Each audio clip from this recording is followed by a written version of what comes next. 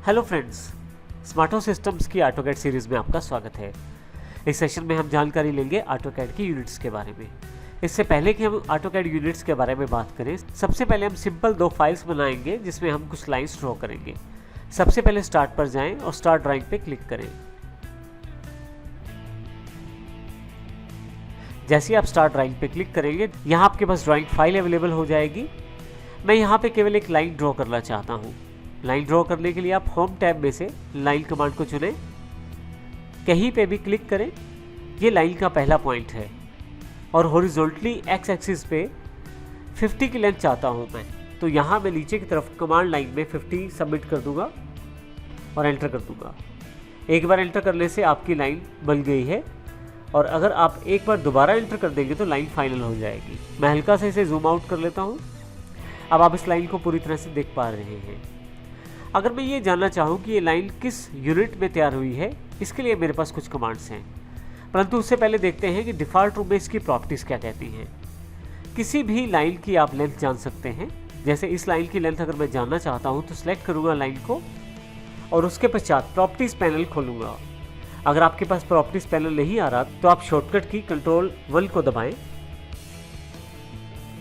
आपके पास एक properties panel आ जाएगा। मैंने इस लाइन को सिलेक्ट किया हुआ है तो उस लाइन के बारे में यहाँ पे इंफॉर्मेशन मेरे पास आ जाएगी। यदि आप सबसे नीचे की तरफ लेंथ देखें तो 50 लेंथ है, क्योंकि मैंने यहाँ पे इसकी जो लेंथ डिसाइड की थी वो 50 डाली थी और इसलिए यहाँ पे 50 आई है। परंतु यहाँ से ये क्लियर नहीं हो पा रहा ये 50 इंच है, 50 फीट है या 50 मिलीमीटर है। ये जानने के लिए सबसे पहले मैं यहाँ प्रॉपर्टीज़ पैनल को क्लोज कर देता हूँ। किसी भी ऑब्जेक्ट को यदि आपने ड्रॉ किया है अपनी ड्राइंग फाइल में, तो ये जान सकते हैं आप आसानी से कि इसकी डिफ़ॉल्ट यूनिट क्या है, किस यूनिट में इसको मेजरमेंट किया जाए। इसके लिए आप एप्लीकेशन मेन्यू पे आएँ। सबसे नीचे की तरफ सेकंड लास्ट ऑप्शन है ड्राइंग यूटिलिटीज़ का, आप इस पर क्लिक करें। इसमें आपके पास यूनिट्स के नाम से कमांड है। अगर मैं इसे क्लिक करूँ तो मेरे पास यूनिट्स की इन्फॉर्मेशन यहाँ पे खुल जाएगी। यहाँ नीचे की तरफ देखें तो इंसर्शन स्केल दिया हुआ है, जो ये जानकारी देता है कि इस वक्त मैं अपनी इस ड्राइंग फाइल में इंचज़ में कार्य कर रहा हूँ। इसका अर्थ ये हुआ कि ये 50 इंच लाइन है मेरे पास। अब इसका अर्थ ये हुआ कि 50 यूनिट्स यहाँ पे 50 इंच है। तो आइए इसको मैं अभी क्लोज कर देता हूँ। मैं एक फाइल और बनाता हूँ। अब की बार मैं पहले ही यूनिट चेंज कर लेता हूँ इसके लिए मैं फिर से एप्लीकेशन मेन्यू पे जाता हूँ, ड्राइंग यूटिलिटीज़ पे, यूनिट्स पे, और यहाँ इंच के बजाय यहाँ पे मैं फीट डिसाइड कर लेता हूँ और ओके कर देता हूँ। मैंने बड़े ही आसान तरीके से यूनिट को बदल दिया है। जो यूनिट पहले इंचेस में थे अब फीट में आ गई है। अब मैं फिर से लाइन ड्रॉ करता हूँ, रैंडम एक पॉइंट सेलेक्ट कर लेता हूँ। उसके पश्चात हॉरिजॉन्टल में माउस को मूव करता हूँ, परंतु नीचे कमांड लाइन में मैं 50 एंटर कर देता हूँ। जैसे ही एंटर करता हूँ मेरे पास लाइन ड्रॉ हो जाएगी। फिर से एंटर करने पे लाइन फाइनल हो जाएगी। तो अब क्या आपके पास एक और लाइन यहाँ पे अवेलेबल हो गई है। अब ये लाइन की यूनिट 50 फीट है, परंतु यदि मैं इसको क्लिक करूँ यहाँ पे Ctrl+1 के साथ इसका प्रॉपर्टीज़ पैनल देखूँ तो आप इसकी लेंथ भी यहाँ से 50 ही देख पाएंगे। तो अब इसका अर्थ ये हुआ कि दोनों तरफ, चाहे मैंने इंचेस में ड्रॉ किया है या चाहे मैंने फीट में ड्रॉ किया है, दोनों में लेंथ 50-50 दिखाई है। ऑटोकैड अपने आप निर्धारित करता है आप किस यूनिट में काम कर रहे हैं।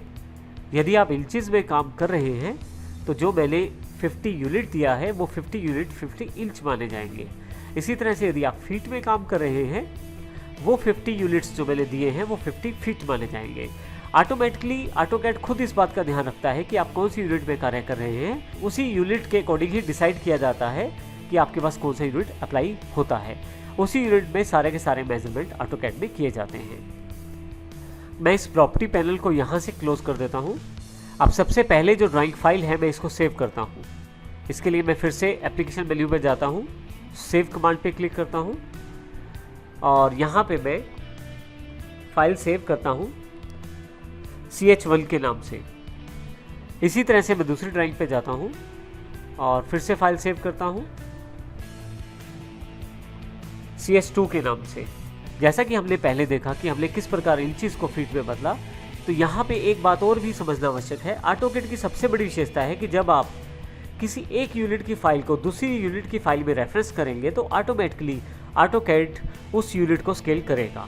इसका अर्थ ये हुआ कि जैसे हमारे पास यहाँ फीट में यूनिट्स हैं, अब मैं चाहता हूँ जो मैंने पहले फाइल बनाई है इंच वाली उसको यहाँ लेके आना, तो मैं उसको यहाँ लाकर रेफरेंस पे चेक कर सकता हूँ कि फीट के मुकाबले इंचेस को किस प्रकार शो किया जाएगा। अर्थात मैं दोनों तरह की यूनिट को एक ही फाइल में डालना चाहता हूँ। इसके लिए मेरे पास यहाँ एक पैनल मुझे ओपन करना पड़ेगा। उसके लिए एक्स रेफरेंस कमांड है, यहाँ मैं एंटर कर दूंगा तो आपके पास रेफरेंस देने के लिए फाइल रेफरेंस बॉक्स अवेलेबल हो जाएगा। जैसा हमने देखा दोनों फाइल्स में 50 यूनिट्स का ही मेजरमेंट लिया गया है। बस फ़र्क ये है कि पहली फाइल में यूनिट्स इंचेस में थी और दूसरी फाइल में फीट में